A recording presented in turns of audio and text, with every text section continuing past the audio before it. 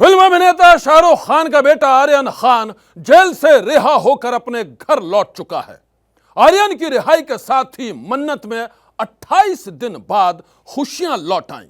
28 दिन बाद अब मन्नत में रौनक है, चहल पहल है और मायूसी और मातम का अंधेरा छट चुका है। लेकिन जेल से रिहाई के बाद भी आसान नहीं होगी आर्यन की जिंदगी।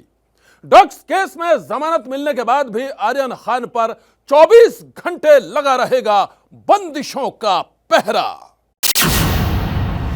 रिहाई के बाद आर्यन पर बंदिशों का पहरा। उन्हें अपना पासपोर्ट सरेंडर करना पड़ेगा। मुंबई से भी अगर उनको कहीं बाहर जाना होगा तो वो इन्वेस्टिगेटिंग ऑफिसर से पूछ कर ही जाना पड़ेगा। अगर उनको देश छोड़ना है तो कोर्ट को इन्फॉर्म करना पड़ेगा। बादशाह के बेटे पर एनसीबी की नजर। हर शुक्रवार उन्हें एनसीबी के दफ्तर में हाजिरी लगानी पड़ेगी। कहीं भी उल्लंघन करते हैं तो उनका जो बेल है वो कैंसिल हो सकता है, उन्हें वापस से जेल में डाला जा सकता है। कानूनी घमासान के बीच वानखेड़े का नया दांव। वाइस चेयरपर्सन सर जो मुंबई में आए हैं तो उनसे मिलने आया था मैं भी, और उनको एक एप्लीकेशन। जमानत के बाद भी जंग अभी जारी है। शाहरुख खान की जो गाड़ी है वो गेट के अंदर दाखिल। आर्यन खान की अधूरी आजादी। आर्यन खान को एनसीबी ने 2 अक्टूबर की रात क्रूज ड्रग्स केस में गिरफ्तार किया था। गिरफ्तारी के बाद से ही वो पिछले 28 दिन से अपने घर मन्नत से दूर कानून की गिरफ्त में था। आज पूरे 28 दिन बाद वो अपने घर लौटा है। लेकिन आर्यन खान की यह आजादी अधूरी है। जानते हैं क्यों? क्योंकि आर्यन को बेहद कड़ी शर्तों पर जेल से रिहाई मिली है। रिहाई की सारी शर्तों के बारे में हम आपको तफसील से बताएंगे, लेकिन उससे पहले देखिए आर्यन की वो तस्वीर जिसके लिए तरस गई थी शाहरुख खान और गौरी खान की आंखें। मुंबई की आर्थर रोड जेल के गेट पर आज सुबह से ही सबकी निगाहें लगी हुई थी। जेल के आसपास सुरक्षा के भारी बंदोबस्त किए गए थे। जेल के गेट पर फिल्म अभिनेता शाहरुख खान और उनके स्टाफ की गाड़ियां मौजूद थी। चारों तरफ मीडिया के कैमरे तैनात थे। सभी को इंतजार था शाहरुख खान के बेटे आर्यन खान का, जो पिछले 23 दिनों से इस आर्थर रोड जेल में सलाखों के पीछे कैद था। आखिरकार इंतजार खत्म हुआ। जेल का मेन गेट खुला और पूरे 23 दिन बाद जेल से बाहर आ गया आर्यन खान। देखिए आर्यन खान निकल गए हैं। ऑलमोस्ट दरवाजा खोला गया, आर्यन खान निकल गए हैं। अब उन्हें आर्यन खान को गाड़ी में बिठाया गया। आप देखिए आर्यन खान जेल से निकल चुके हैं। सबसे बड़ी खबर आप देखिए, आर्यन खान जेल से निकल चुके हैं। जेल से आर्यन खान की रिहाई के बाद शाहरुख खान का काफिला उनके बंगले मन्नत की तरफ बढ़ रहा था। इस खबर से जुड़े हर अपडेट को आप तक पहुंचाने के लिए एबीपी न्यूज के कई रिपोर्टर्स अलग अलग इलाकों में तैनात थे। यही रेंज रोवर कार है जिसके अंदर आर्यन खान बैठे हुए हैं। पुलिस यहाँ पर मौजूद है और जो प्राइवेट सिक्योरिटी वाले हैं वो यहाँ पर मौजूद है। और आप तस्वीरों में आप देख सकते हैं, ये देखिए तस्वीरों में आप देख सकते हैं इसी गाड़ी के अंदर जो आर्यन खान है वो मौजूद हैं। और अब हम इस काफिले के पीछे हैं। उनकी गाड़ी यहाँ पर सीलिंग पर पहुँच गई है। उस गाड़ी के पीछे की गाड़ियों को आप देख रहे होंगे। उनके गाड़ी के साथ 3 से 4 गाड़ियाँ हैं जो उनकी सुरक्षा अंगरक्षकों की गाड़ियाँ हैं। बस ये उम्मीद जताई जा रही है कि बस यहाँ से वर्ली पहुंचेगी गाड़ी, वर्ली सीलिंग से बैंड्रा पहुंचेगी गाड़ी और फिर मन्नत। इंतजार लंबे समय से कर रहे थे पूरे परिजन की किस आर्यन खान कब आएंगे। तो कुल मिलाकर आप देख सकते हैं ये जो गाड़ी है वो अब दाखिल हो रही है। शाहरुख खान की जो गाड़ी है वो गेट के अंदर दाखिल हो गई है। आर्थर रोड जेल से आर्यन खान की रिहाई सुबह 11:01 पर हुई थी। आर्यन के साथ शाहरुख खान की सफेद रंग की रेंज रोवर गाड़ी करीब आधे घंटे बाद 11:33 पर मन्नत में दाखिल हुई।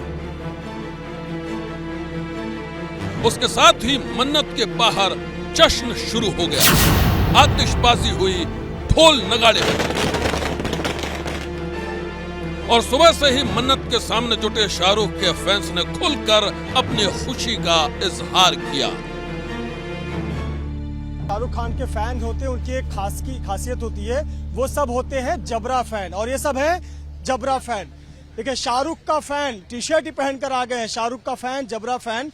और मैं इन्हें 4 दिन से खुद देख रहा हूं, ये रोज सुबह शाम आते हैं और निगाहें टकटकी लगाकर देखते हैं कि कब आएंगे आर्यन। लगातार न्यूज देखते रहते हैं और ये देखिए आर्यन के लिए बैनर पोस्टर छपवा कर आए हुए हैं। Welcome home Aryan Khan, stay strong, हिम्मत बढ़ा रहे हैं। प्रिंस आर्यन नाम लिखा हुआ है, ये शाहरुख खान फैन क्लब की तरफ से है। और बहुत सारे दूर दराज से भी लोग आए हैं। कहाँ से आए मैम आप? हम लोग छत्तीसगढ़ से आए हैं। आप छत्तीसगढ़ से आई हैं। शाहरुख खान पसंद है इतने? हाँ। अच्छा, क्या कहना चाहती हैं? शाहरुख खान सर का हम फ्रेंड है, इसलिए मिलने आए हैं। आज आर्यन को छोड़े हैं तो हम बहुत खुशी है। मैं दिल्ली बहुत खुशी है आर्यन को छोड़े हैं। आप बताइए, जबरा फैन आप भी हैं? आप तो 3 दिन से इंतजार कर रही हैं। 3 दिन से लगातार आ रहे हैं यहाँ पे। क्रूज ड्रग्स केस के आरोपों ने किंग खान के शहजादे आर्यन खान की जिंदगी को पूरी तरह बदल कर रख दिया है। ड्रग्स केस में गिरफ्तारी से पहले तक आर्यन खान किसी आजाद परिंदे की तरह था। वो देश विदेश की सैर करता था, जब भी जहां भी जाने को उसका मन करता था वो बेरोक टोक वहां पहुंच जाता था। लेकिन अब ऐसा नहीं होगा। अब तो मुंबई के बाहर एक कदम रखने से पहले भी आर्यन को 100 बार सोचना पड़ेगा। जमानत पर रिहाई के बाद कड़ी शर्तों के बंधन से बंधी रहेगी आर्यन की जिंदगी। शाहरुख खान के बेटे आर्यन खान को एनसीबी स्पेशल कोर्ट ने 7 अक्टूबर को जुडिशियल कस्टडी में भेजा था। उस दिन कोर्ट के फैसले की कॉपी आते आते काफी देर हो गई थी, लिहाजा आर्यन खान को 7 अक्टूबर की रात एनसीबी ऑफिस में ही गुजारनी पड़ी थी और 8 अक्टूबर की सुबह उसे आर्थर रोड जेल में शिफ्ट किया गया था। आर्थर रोड जेल में आर्यन खान को कैदी नंबर N956 के तौर पर नया नाम और नई पहचान मिली थी। जेल के एक अधिकारी के मुताबिक आर्यन को जब से उसकी रिहाई के बारे में पता चला था तभी से वो बेहद खुश था। सूत्रों के मुताबिक आज सुबह आर्यन ने दूसरे कैदियों से मिलकर बात की और उन्हें गले भी लगाया। साथ ही उसने जेल अधिकारियों से रिहाई का समय भी पूछा था। तब उसे बता दिया गया था कि रिहाई की कागजी कार्रवाई पूरी होते ही उसे जेल से रिहा कर दिया जाएगा। आर्थर रोड जेल का कैदी नंबर N956 यानी आर्यन खान जमानत पर रिहाई के बाद भले ही अपने घर लौट चुका है, लेकिन वो उन कड़ी शर्तों के बारे में अच्छी तरह से वाकिफ है जिन शर्तों के आधार पर बॉम्बे हाई कोर्ट ने आर्यन खान को जमानत दी है। आगे बढ़ने से पहले हम आपको जमानत की शर्तों के बारे में तफसील से बता देते हैं। आर्यन को एनसीबी दफ्तर में हर शुक्रवार हाजिरी देनी होगी। सोशल मीडिया में जांच से जुड़ी बातें शेयर करने पर पाबंदी। कोर्ट की इजाजत के बिना देश नहीं छोड़ सकते। पासपोर्ट एनडीपीएस कोर्ट में जमा कराना होगा। एनसीबी के बुलाने पर पूछताछ के लिए आना होगा। गवाहों पर प्रभाव डालने की कोशिश नहीं करेंगे। सबूतों से छेड़छाड़ की कोशिश भी नहीं करेंगे।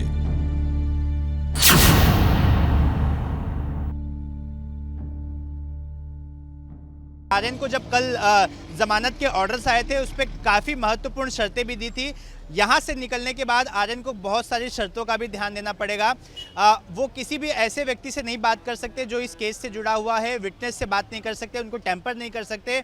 साथ ही वो मुंबई से भी अगर उनको कहीं बाहर जाना होगा तो वो इन्वेस्टिगेटिंग ऑफिसर जो वीवी सिंह हैं उनसे पूछकर उनको इन्फॉर्म करके ही जाना पड़ेगा। अगर उनको देश छोड़ना है तो कोर्ट को इन्फॉर्म करना पड़ेगा, उन्हें अपना पासपोर्ट सरेंडर करना पड़ेगा। हर शुक्रवार उन्हें एनसीबी के दफ्तर में हाजिरी लगानी पड़ेगी। और सबसे महत्वपूर्ण ये है कि अगर इनमें से किसी भी नियमों का पालन वो करते नहीं पाते हैं, यानी कहीं भी उल्लंघन करते हैं, तो उनका जो बेल है वो कैंसिल हो सकता है, उन्हें वापस से जेल में डाला जा सकता है। तो कई कानूनी जानकारों का मानना है कि 2 अक्टूबर को क्रूज पर ड्रग्स पार्टी के आरोप में एनसीबी ने जब आर्यन को पकड़ा था तो आर्यन के पास से कोई ड्रग्स नहीं मिले थे। आर्यन खान की पैरवी करने वाले वकीलों ने इन्हीं बातों को आधार बनाकर हाईकोर्ट में पुख्ता दलीलें पेश की थी। वकीलों का कहना था, आर्यन से ड्रग्स की बरामदगी नहीं, आर्यन के ड्रग्स सेवन के सबूत नहीं, अरबाज के जूते से ड्रग्स कॉन्शियस पोजीशन नहीं, आर्यन क्रूज पार्टी में कस्टमर नहीं था, आर्यन की चैट में क्रूज पार्टी का जिक्र नहीं, आर्यन की मेडिकल जांच नहीं, प्रतीक काबा और मानव की गिरफ्तारी क्यों नहीं। आखिरकार इन दलीलों के दम पर ही हाईकोर्ट में आरोपी आर्यन खान का पलड़ा भारी नजर आया और उसे जमानत मिल गई। लेकिन जमानत पर आर्यन की रिहाई अभी ड्रग्स केस का एक पड़ाव भर है। मंजिल अभी काफी दूर है, क्योंकि क्रूज ड्रग्स केस में एनसीबी की जांच अभी जारी है। आर्यन खान के जेल से रिहा होने के बाद भी ड्रग्स केस में कानूनी जंग अभी जारी है। एनसीबी सभी आरोपियों के खिलाफ पुख्ता सबूत जुटाने के दावे कर रही है। इस बीच एनसीबी के जोनल डायरेक्टर समीर वानखेड़े को एक और लड़ाई लड़नी पड़ रही है। आर्यन खान की गिरफ्तारी और ड्रग्स केस की जांच को लेकर छिड़े घमासान के बीच समीर वानखेड़े ने चला है एक नया दांव। क्रूज ड्रग्स केस में आर्यन खान की गिरफ्तारी के बाद से ही एनसीबी के जोनल डायरेक्टर समीर वानखेड़े और महाराष्ट्र सरकार के कैबिनेट मंत्री नवाब मलिक के बीच जुबानी जंग छिड़ी हुई है।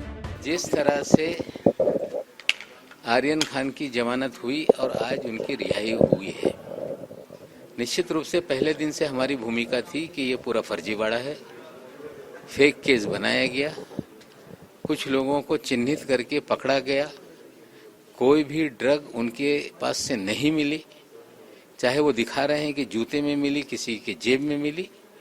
ये सारे ड्रग समीर वानखेड़े के कैबिन में रखकर फ्रेम लोगों को किया गया। जो तस्वीर मीडिया को जारी की गई वो तस्वीर वानखेड़े के कैबिन की थी और एक पब्लिसिटी के लिए इस तरह से चीजें रची गई।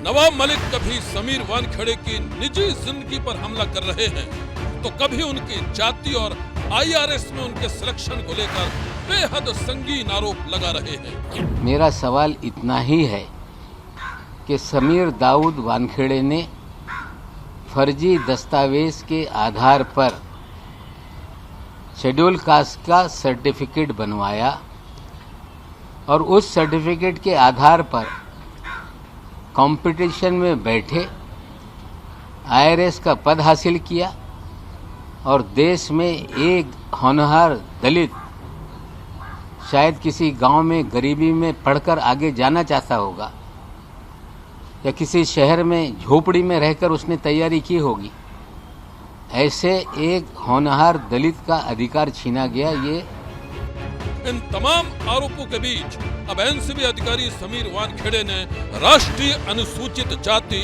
जनजाति आयोग का दरवाजा खटखटाया है। समीर वानखेड़े ने आयोग के वाइस चेयरमैन अरुण हल्दर से मुलाकात करके इंसाफ की गुहार लगाई है। पता चला है and honourable vice chairperson sir से मैं मिलने आया। ऑनरेबल वाइस चेयरपर्सन सर जो मुंबई में आए हैं तो उनसे मिलने आया था मैं भी और उनको एक एप्लीकेशन किस रिगार्डिंग क्या नहीं ऑलरेडी वो ऐसी कमीशन ऑनरेबल ऐसी चेयरपर्सन को भी दे दिया मैंने कमीशन। Thank you. मुंबई के Andheri West Lakshmi Industrial Estate में हुई मुलाकात के दौरान समीर वानखेड़े अपनी जाति को लेकर कुछ अहम कागजात भी आयोग के वाइस चेयरमैन अरुण हल्दर को सौंपे हैं। आयोग ने समीर वानखेड़े को इस मामले की मुकम्मल जांच का भरोसा दिलाया है। अभी national commission for schedule caste government of India को तरफ से मैं आज इधर आया है, आने के बाद उनके पास खबर मिला है, वो मेरे साथ मिलने आया है और सारे चीज़ उन लोगों को वर्बली मेरे को बताया और रिटर्न भी मेरे पास हार्ड कॉपी जमा दिया है।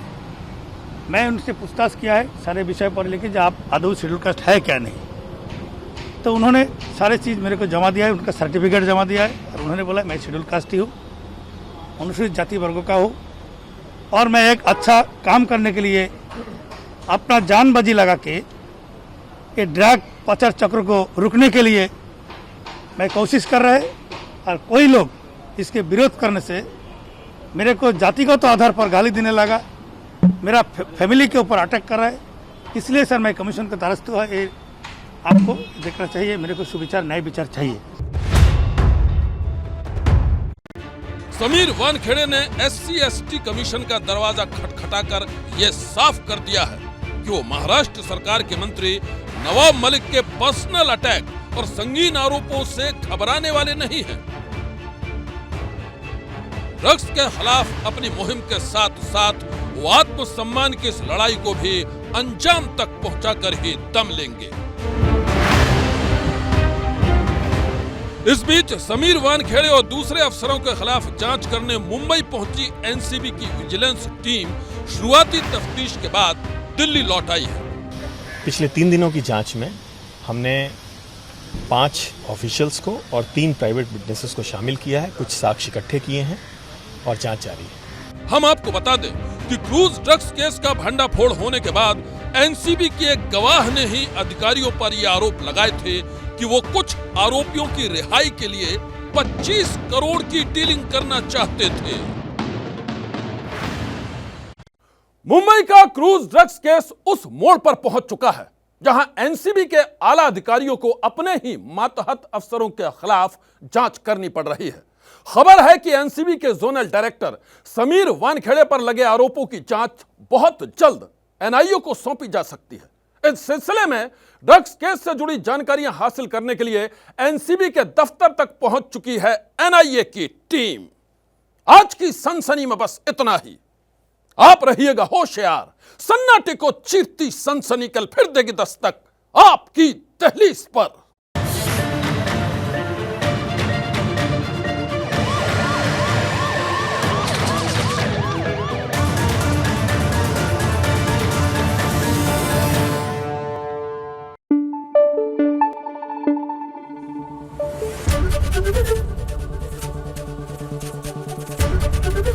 एबीपी न्यूज आपको रखे आगे।